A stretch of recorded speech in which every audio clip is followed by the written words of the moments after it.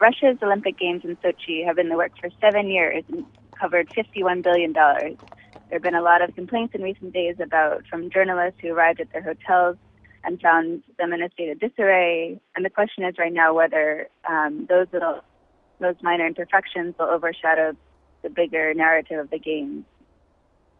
There have been a lot of criticisms about Russia's new anti-gay law passed last year, which bans the propaganda of homosexual relations to minors, and that's caused a lot of outrage in the West. The question now for Russia, and the biggest complaint from the Russian government, is whether these criticisms from the West are overshadowing the Games themselves.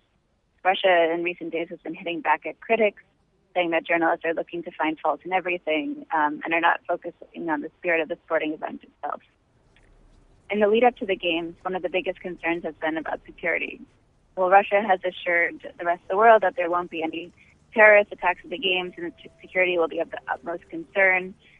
There are still concerns about the type of security on the ground and whether some attacks could actually happen.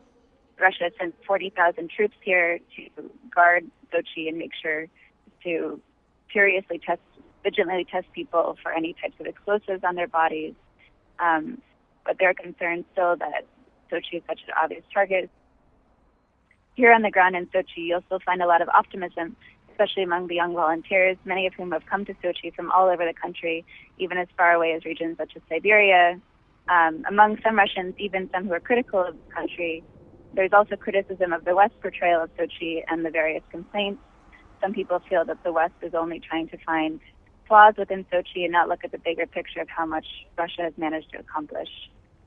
Just 7 years ago, Sochi was a tiny resort town, and now, for better or worse, corruption or no corruption, they've made it into a real city. There's a fast, high-speed train line, full modern skiing infrastructure, and potentially a real tourist spot either for Russians or for foreign visitors.